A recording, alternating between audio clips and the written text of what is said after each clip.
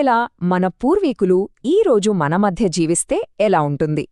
మన నాగరికత, టెక్నాలజీ ఇంతగా మారినా మన శరీరాలు మాత్రం ఎందుకు మారలేదు? ఈ విశ్లేషణలో ఆ కథేంటో చూద్దాం. ఇది మనల్ని మన గురించే కొత్తగా ఆలోచింపజేసే కథ. ఒక్క క్షణం ఊహించుకోండి, 70,000 ఏళ్ల కిందట బతికిన మన పూర్వీకుల్లో ఒకర్ని టైం మెషీన్లో ఇక్కడికి తీసుకొచ్చి మంచి బట్టలు వేసి మన పక్కన నిలబెట్టామనుకోండి, వాళ్ళని వేరే వాళ్లలా గుర్తించగలమా? చాలా కష్టం, దాదాపు అసాధ్యం.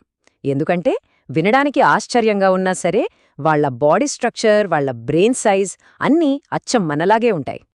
మనం రాతి గుహల నుంచి ఆకాశాన్ని తాకే బిల్డింగ్ల వరకు వచ్చేశాం. మన జీవన విధానం పూర్తిగా మారిపోయింది.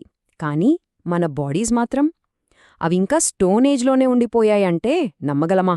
అసలీ వింత వెనుక కారణమేంటో ఇప్పుడు చూద్దాం. అసలు మన పరిణామం ఎందుకు స్తంభించిపోయింది? ఈ ప్రశ్నకు సమాధానం ఓ భయంకరమైన ప్రకృతి విపత్తులో దాగి ఉంది. ఆ విపత్తే మానవ జాతిని దాదాపు తుడిచిపెట్టేసిన టోబా అగ్నిపర్వతం. సో కథలోకి వెళ్తే సుమారు 2 లక్షల సంవత్సరాల క్రితం మనలాంటి ఆధునిక మానవులు భూమి మీదకొచ్చారు. అంతా బాగానే ఉంది, కాని 74,000 ఏళ్ల కిందట ఒక ఊహించని సంఘటన జరిగింది. అదే ఇండోనేషియాలోని టోబా అగ్నిపర్వతం బద్దలవ్వడం. దాని దెబ్బకి మన గ్రహం మొత్తం దశాబ్దాలపాటు చీకట్లోకి వెళ్ళిపోయింది. ఆ విస్ఫోటనం తీవ్రత ఎంతలా ఉందంటే, టోబా అగ్నిపర్వతం సుమారు 670 ఘనపు మైళ్ల బూడిదను ఆకాశంలోకి విసిరింది. ఇంకోలా చెప్పాలంటే, మొత్తం అమెరికా దేశాన్ని 2 అడుగుల మందంతో బూడిదతో కప్పేసినంత. ఊహించండి ఎంత పెద్ద విపత్తో. ఆ బూడిద మేఘం సూర్యరశ్మిని భూమిమీద పడకుండా పూర్తిగా అడ్డుకుంది. దాంతో ఏమైంది? భూమిమీద టెంపరేచర్లు దారుణంగా పడిపోయాయి. ఒక్క దశాబ్దం పాటు అగ్నిపర్వత శీతాకాలం అంటే వాల్కానిక్ వింటర్ కొనసాగింది. దీని ఫలితంగా మొక్కలు, జంతువులు అన్నీ నాశనమైపోయాయి. ఈ మహావిపత్తు వల్ల మానవజాతి చరిత్రలోనే ఒక కీలకమైన దశకు చేరుకుంది. దాన్ని సైంటిస్టులు జెనెటిక్ బాటిల్ నెక్ అంటారు. అంటే ఒక బాటిల్ని బోర్లిస్తే నీళ్లు ఎంత వేగంగా బయటకొస్తాయో అలా మానవ జనాభా ఒక్కసారిగా కుప్పకూలిపోయింది. దీనివల్ల మన జన్యువుల్లోని వైవిధ్యం అంటే జెనెటిక్ డైవర్సిటీ కూడా చాలా వరకు తగ్గిపోయింది. ఇప్పుడు చెప్పబోయే విషయం నిజంగా షాకింగ్.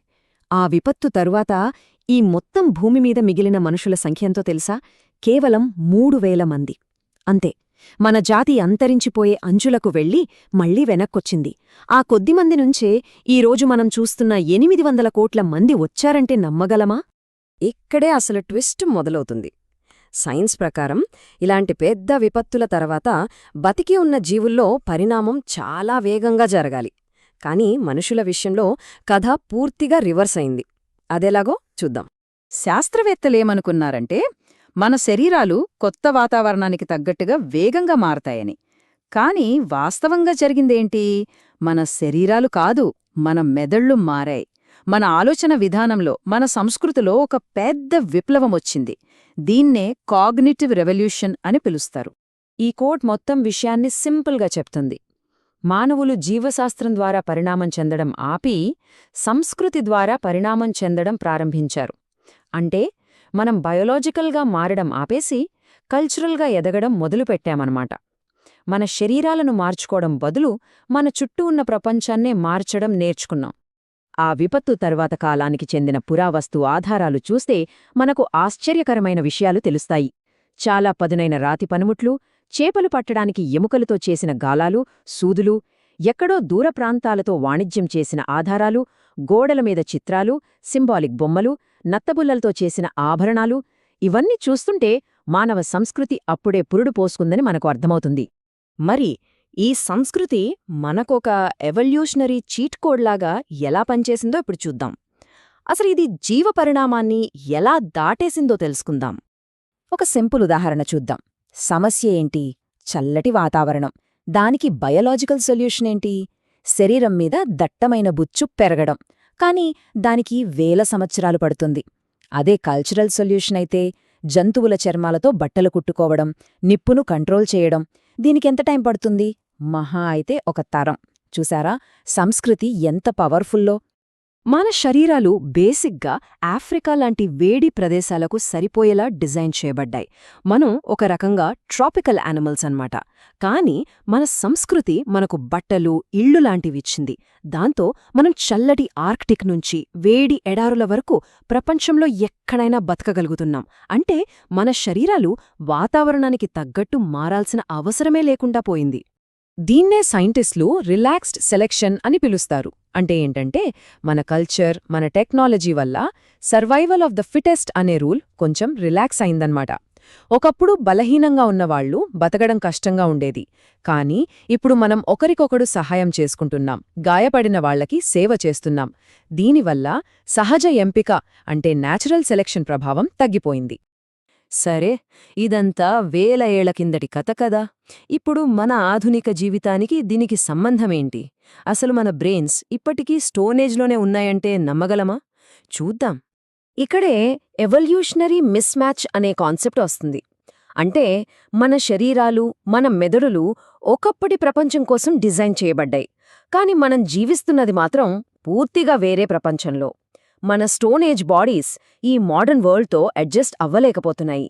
దీనికి కొన్ని ఉదాహరణలు చూస్తే మనకే అర్థమవుతుంది. ఫర్ ఎగ్జాంపుల్, ఆహారం. మన పూర్వీకులకు చక్కెర, కొవ్వులు చాలా అరుదుగా దొరికేవి. అందుకే మన బ్రెయిన్ వాటిని చూడగానే తినమని చెప్తుంది. కాని ఇప్పుడవి మన చుట్టూ విపరీతంగా ఉన్నాయి. ఫలితం ఊబకాయం, అనారోగ్యాలు. ఇక ఒత్తిడి సంగతి చూడండి. మన ఫైట్ ఆర్ ఫ్లైట్ సిస్టమ్ పులుల నుంచి తప్పించుకోవడానికి తయారైంది. కాని ఇప్పుడు ఆఫీస్ డెడ్లైన్లకి, సోషల్ మీడియా కామెంట్లకి రియాక్ట్ అవుతోంది. ఇవన్నీ ఈ మిస్మ్యాచ్ వల్లే. మొత్తం ఈ కథను ఒక కంప్యూటర్ అప్గ్రేడ్లా చూస్తే 70,000 ఏళ్ల కిందట మనకొక పెద్ద ఆపరేటింగ్ సిస్టమ్ అప్గ్రేడ్ జరిగింది. మన మెదడు సైజ్ పెరిగింది, మనం 2 కాళ్ల మీద నడవటం మొదలుపెట్టాం. ఇవన్నీ పెద్ద మార్పులు. ఆ తరువాత వచ్చినవన్నీ చిన్న చిన్న సాఫ్ట్వేర్ అప్డేట్స్ లాంటివి మాత్రమే. ఉదాహరణకు, కొందరు పాలను జీర్ణం చేసుకోగలగటం, లేదా ఎత్తైన ప్రదేశాల్లో బతకగలగటం. ఇవి చిన్న చిన్న మార్పులే. సో మనం సహజ ఎంపికను దాదాపుగా జయించేశాం. మరిప్పుడు జెనెటిక్ ఇంజనీరింగ్ లాంటి టెక్నాలజీలతో మన భవిష్యత్తు పరిణామాన్ని మనమే రాసుకోబోతున్నామా? ఇది మన ముందున్న ఒక పెద్ద ప్రశ్న. దీనికి సమాధానం కాలమే చెప్పాలి. ఒక్కసారి ఆలోచించండి.